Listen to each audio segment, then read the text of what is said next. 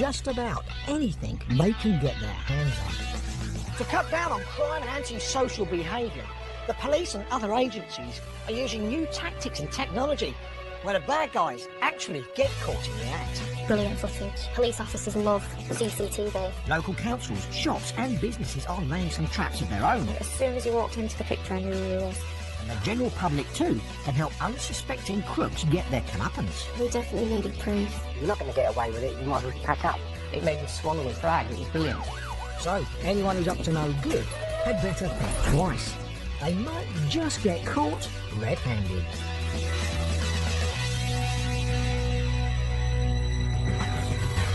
Today, bundles of cash go missing from a family home. It was obvious somebody was taking it. We definitely needed proof. But the writing's on the wall for the thief, thanks to a spy pen. Also today, these aren't removal men. They're some of the most brazen burglars you'll ever see. Total disregard for someone else's property.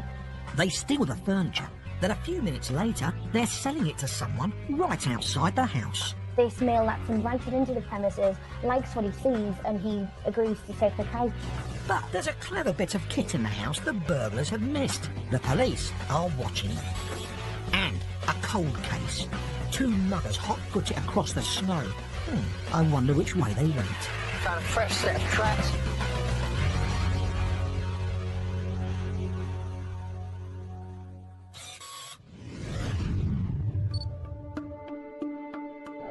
The town of Dereham in Norfolk. Can I piece of cake? Yeah? This woman is in the house of an elderly couple who have come to rely on her for help. These pictures are being recorded by a tiny spy camera hidden in a pen. It's been tucked inside a desk by the couple's son. Eating that up? Good. Over time, this carer has become a trusted family friend. And trust is important, because sometimes large amounts of cash are kept in this room for the family business. She's here to help the lady sitting in the nearby kitchen. But the main thing on her mind is helping herself to some money. It was disbelief that she could have done it to us. Gobsmacked. The so-called friendly carer has been taking so much money that the family business is in danger of shutting down.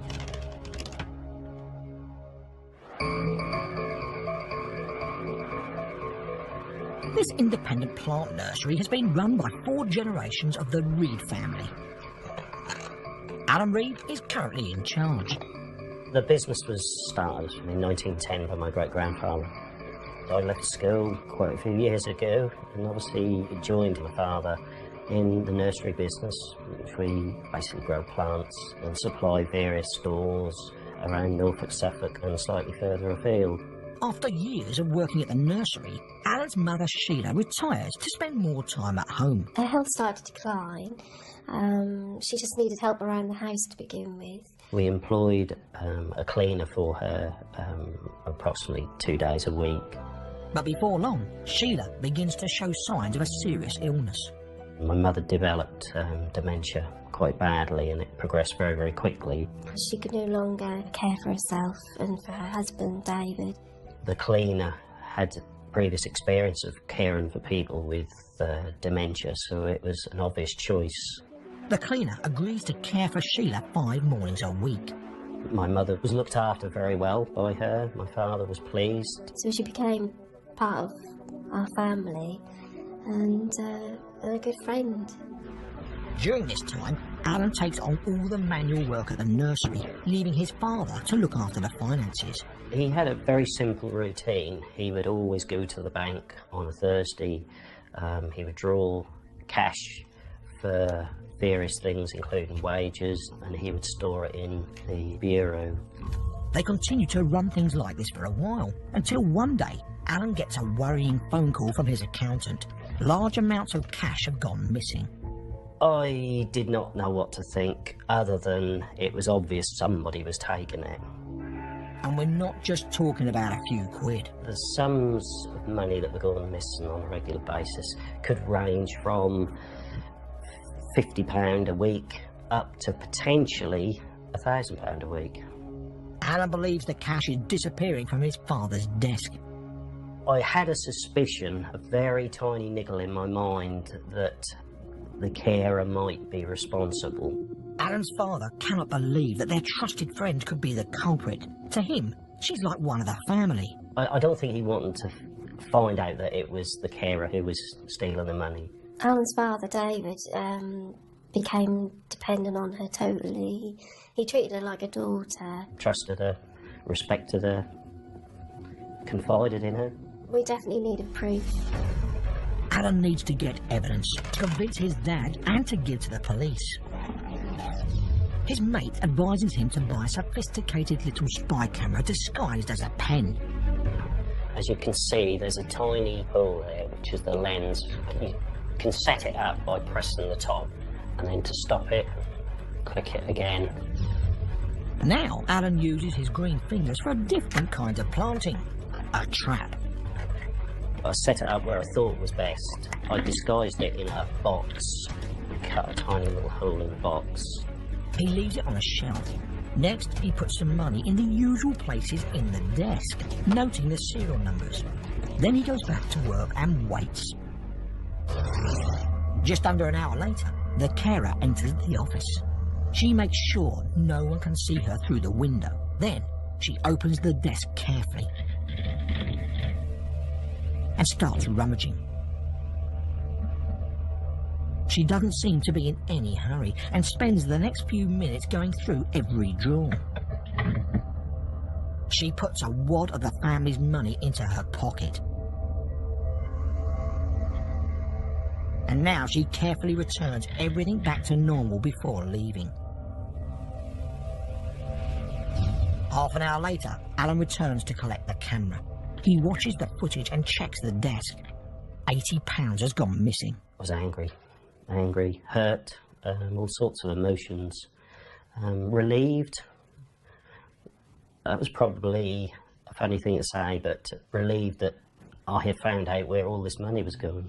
Alan and Vicky show his father the evidence, but it still doesn't seem enough. Obviously, he could see what was happening, but his immediate reaction was one of... He didn't want to believe it. I just got that feeling he needed to be convinced a little bit more to make sure of it. Alan sets up his trusty pen camera again. This time, to get a better view, he puts it in the desk itself. My father is with me, observing what's going on, because I felt that was important that he was there to see this. Alan leaves the money in the same places, but smaller amounts than usual. Just closing the desk, the trap to be set. 40 minutes later, the carer arrives. And even before attending to Sheila, she opens the desk and raids the drawers. She's now taken the money and now putting it in her pocket. But that was only a mere £70. Perhaps she thinks there could be a lot more on offer today, because she continues to search over the next hour. She's just searched through the wallet that my father keeps my mother's carer's allowance in. Though she does take the odd break to attend to Sheila. At this stage, she's reassuring my mother. My mother is through that door to the left in the kitchen eating her toast. At one point, during her search, she unwittingly moves the camera pen, but conveniently puts it back again. The carer seems to know how the nursery business is run and looks at details like the checkbook stubs. By looking at that, she can tell how much money has been drawn from the bank the day before. She knew a lot, because as I said earlier, my father confided in her. It seems as though she can't understand why there's not as much cash as usual. She's obviously getting very frustrated. Did you see that hand movement in frustration? Eventually, she gives up her search. The carer spent at least half the amount of time searching for money rather than caring for my mother. This time, when he sees the video, Alan's father finally accepts the truth. Then he realised that there was no shadow of doubt that she was the guilty party. With enough evidence, Alan calls the police and the carer is arrested. At first, she denies everything, bizarrely, even when shown the footage. But by the time her court case arrives, she changes her plea to guilty. She is sentenced to 18 months in prison. The thefts almost destroyed the family business. The business has suffered to the point where, you know, my husband now didn't know whether to carry on. Alan wasn't going to let the nursery wilt away. He's had to put in a tremendous amount of work. It's been running for more than 100 years, and it takes more than one bad seed to spoil things. They no longer keep large amounts of cash in the house. New carers now look after his parents, and Alan's happy with the arrangements. There are a lot of very, very good carers about, and I think that needs to be said. This particular carer was a small minority. The one thing I would say to everybody is be vigilant. And if you've got a suspicion, then just check and double check. But be vigilant, that's the important thing.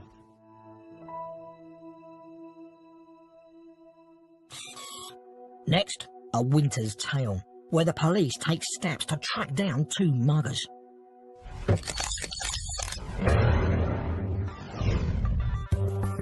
Norwich, just gone 4 AM. This student is about to be knocked to the ground by these two muggers. It's a violent attack, but thankfully the student doesn't suffer any lasting injury. While their victim lies helpless in the snow, the attackers steal his wallet, cash and mobile phone. But a sharp-eyed CCTV operator has caught their cold-hearted act on camera.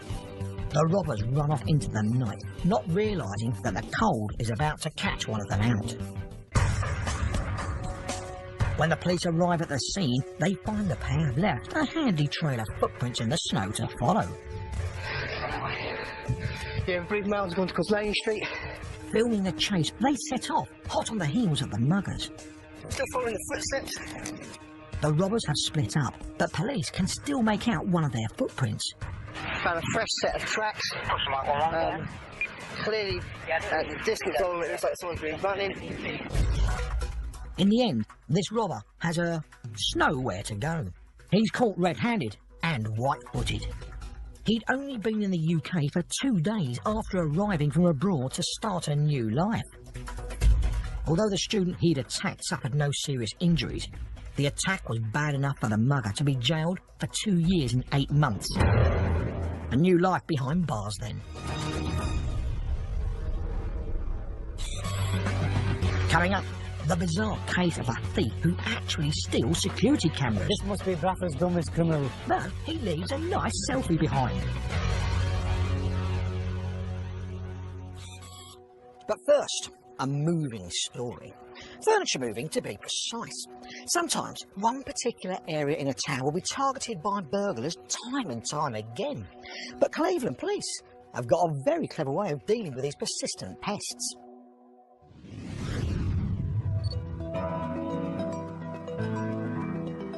A terraced home in central Middlesbrough. This smiling, chatting couple look like they're happily moving house.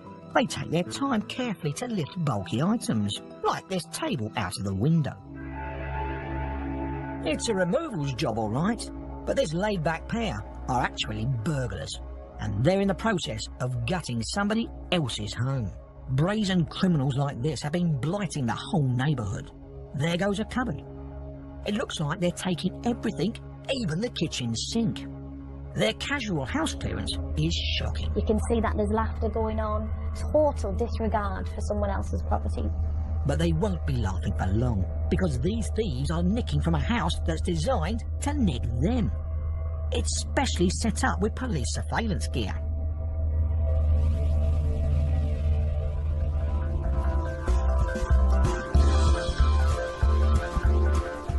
In the past few years, Middlesbrough town centre has had a facelift.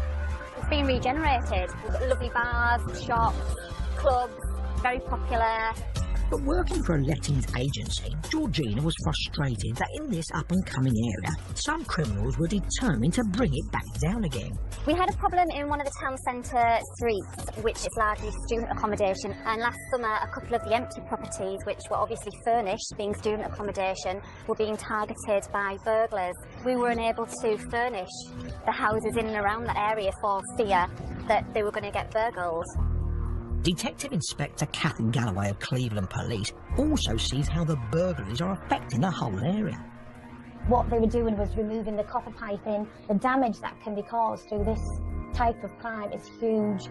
We were seeing properties flooded, which resulted in neighbouring properties getting damaged, and we've had gas leaks in the area, and we've had to evacuate several houses in the street until we can get this sorted, so the impact is quite significant. Part of the problem is that properties are often empty for short periods of time. Other than making the house literally like Fort Knox so no one could get in, it still could be breached. Instead of trying to stop the burglars, Kath and the team try a different tactic, which is not stopping them. They set up what's known as a sting house. From the outside, it looks like any other place.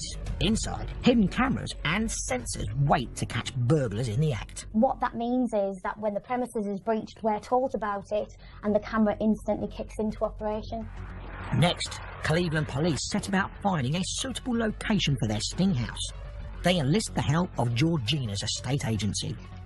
We agreed that they would put some hidden cameras in a property of ours where we had the property next door targeted. Just stood out as a particularly vulnerable address right in the middle of the street. As a previous victim of burglary, the owner agrees to the plan. He wants the problem sorted as much as anyone else. Kath's team hide the surveillance kit where it's most likely to see some action, by a large kitchen window at the back of the property. And how long is it before someone tries to break in? A week? 2 weeks? A month? No, it's just 48 hours later. A pair of shady figures cross the camera's view. They've already removed the window pane, and this large object now coming into view is an orange sofa. Now, most burglars aim to sell on their stolen goods quickly, but this has got to be a record. The buyer for the couch has actually come along to inspect the item. It's this chap. Now here is almost comical if it hadn't been such an emotive crime. It appears that they invite someone into the premises to show them their goods. It then appears that this male that's invited into the premises likes what he sees and he agrees to take the couch, because he then helps them remove the couch from the property.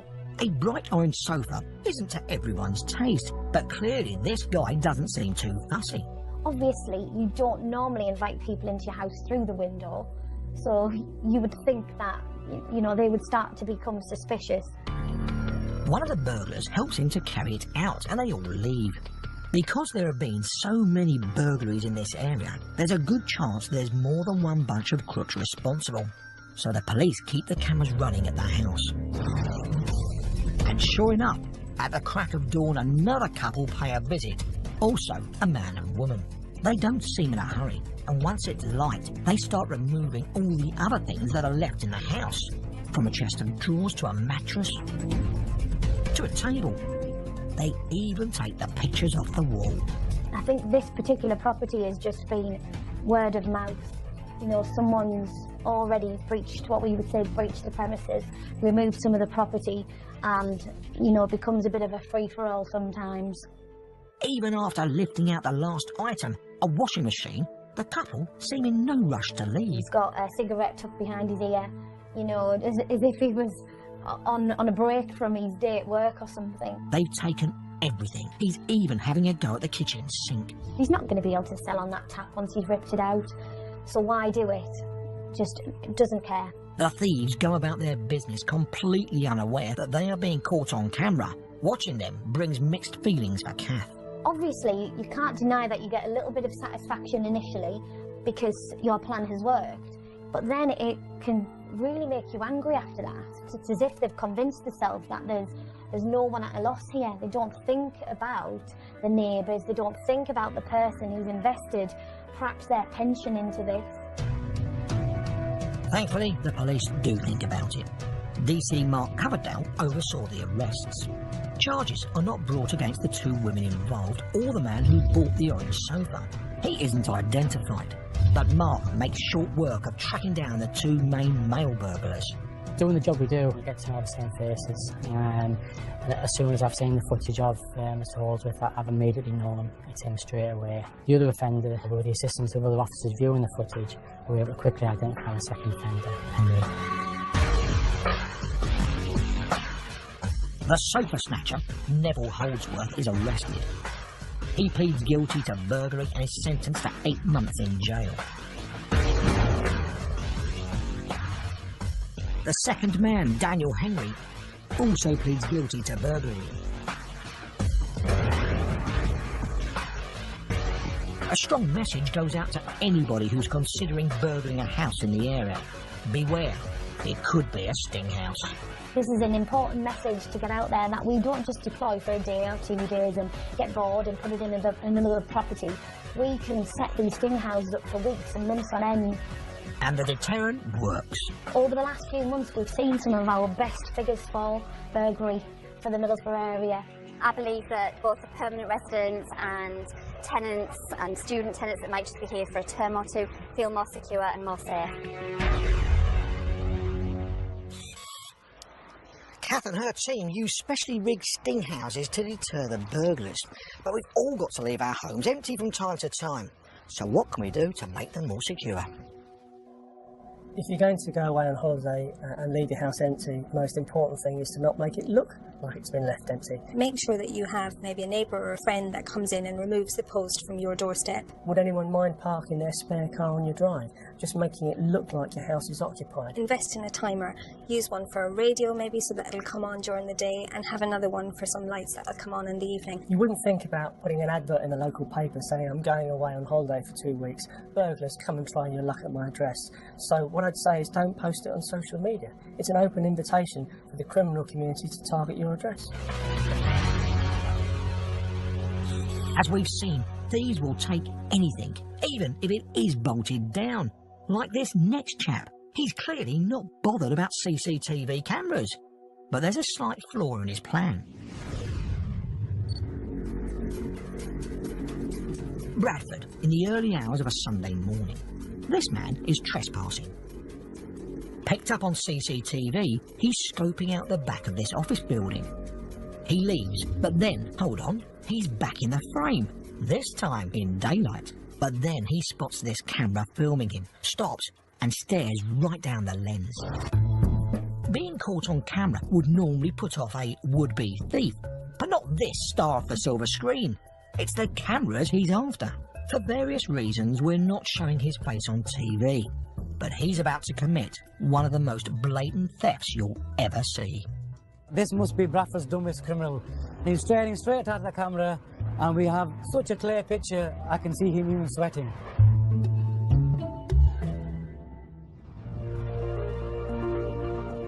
Amjad runs a law firm that he has built up from scratch. This is my baby in terms of I initially set it up. I went through the initial heartache, getting the work in, obviously dealing with that work, and employing staff. The business thrived, and Amjad needed to expand. He took on this former pub and started building work to turn it into new offices. But while the work is still in progress, Amjad's legal firm attracts attention from people who are on the wrong side of the law. Straight away, there were several attempts to burgle the premises, especially with the copper piping inside and all of the materials that people could use to sell off as scrap metal. I realised we'd have to do something about this. Amjad protects the former pub with shutters on the doors and windows. Then he gets CCTV cameras fitted. But just 1 week after the cameras were installed, an employee, Obi, sees that something's amiss. I'm just walking down from the main road here, going down to the bank, which is just allocated just further down. And I noticed there's a camera missing, just right over there. I just seen a bare wire. Checking around the rest of the building, Obi sees that not just 1, but 4 cameras have vanished. He now has to tell Amjad that, ironically, the very gadgets he's fitted to secure the place have been, well, stolen. When he told me this news, obviously I was devastated. I thought, I've not paid my bill yet, around £1,400, and I was extremely, extremely annoyed. But all is not lost. The cameras record onto a computer inside the building. Perhaps it will provide a clue as to the identity of the camera snatcher. Look at these images, how fantastic is that? Turns out, it provides a lot more than a clue. Amjad has clear images of the moonlit prowler, who returns in the morning with some tools and spends the next 4 hours, yes, 4 hours, removing the cameras from Amjad's walls. But by the time he gets to this last camera, a fatal flaw in the man's plan is revealed. Cameras can record, and he leaves a perfect selfie behind. I was actually looking straight into the cameras, which at that time I found quite funny and quite amusing. Not realising that whilst taking the cameras, he's being recorded. I mean, for God's sake, he's taking cameras. I can describe him to a T. Amjad takes the footage to the police and the local press, who run a front page with the man's image plastered all over it. The exposure soon pays off. I think he was caught within 4 or 5 hours. He is identified and arrested. Pleading guilty to theft, the 22-year-old is sentenced to a 12-month community order with 12 months supervision and ordered to pay compensation.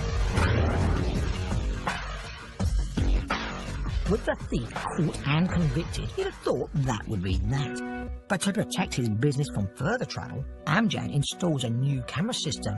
But guess what? 8 months later, the incident happened again. I thought to myself, oh no, this can't be. Unbelievably, another thief gets his hands on Amjad's cameras. Though unfortunately, this thief didn't leave a selfie and isn't caught.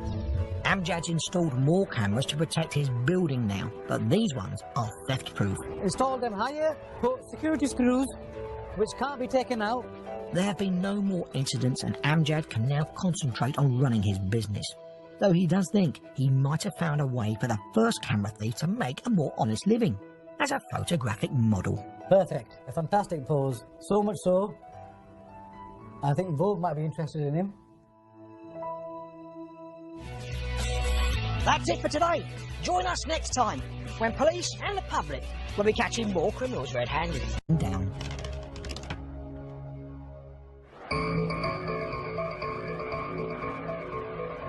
This independent plant nursery has been run by 4 generations of the Reed family.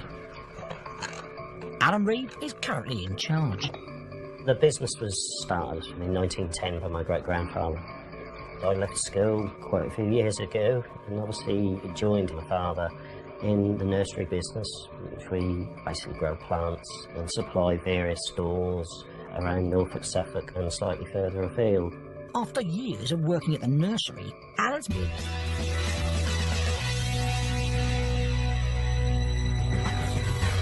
Today, bundles of cash go missing from a family home. It was obvious somebody was taking it. We definitely needed proof. But the writing's on the wall for the thief, thanks to a spy pen. Also today, these aren't removal men. They're some of the most brazen burglars you'll ever see. Total disregard for someone else's property. They steal the furniture, then a few minutes later, they're selling it to someone right outside the house. This male that's invited into the premises likes what he sees and he agrees to take the couch. But there's a clever bit of kit in there. Just about anything they can get their hands on. To cut down on crime and antisocial behaviour, the police and other agencies are using new tactics and technology where the bad guys actually get caught in the act. Brilliant footage. Police officers love CCTV. Local councils, shops and businesses are laying some traps of their own. As soon as you walked into the picture, I knew who he was. And the general public too can help unsuspecting crooks get their comeuppance. We definitely needed proof. You're not going to get away with it, you might as well pack up. It made him swallow his flag, it was brilliant. So, anyone who's up to no good had better think twice. They might just get caught red-handed at a desk by the couple's son. Eating that up? Good. Over time, this carer has become a trusted family friend. And trust is important, because sometimes large amounts of cash are kept in this room for the family business. She's here to help the lady sitting in the nearby kitchen. But the main thing on her mind is helping herself to some money. It was disbelief that she could have done it to us. Gobsmacked. The so-called friendly carer has been taking so much money, that the family business is in danger of shutting the house the burglars have missed. The police are watching. And a cold case. 2 muggers hot-footed across the snow. I wonder which way they went. Found a fresh set of tracks.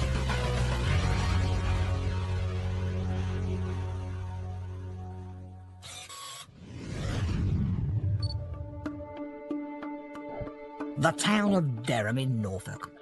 Shall I piece of cake? Yeah? This woman is in the house of an elderly couple who have come to rely on her for help. These pictures are being recorded by a tiny spy camera hidden in a pen. It's been tucked in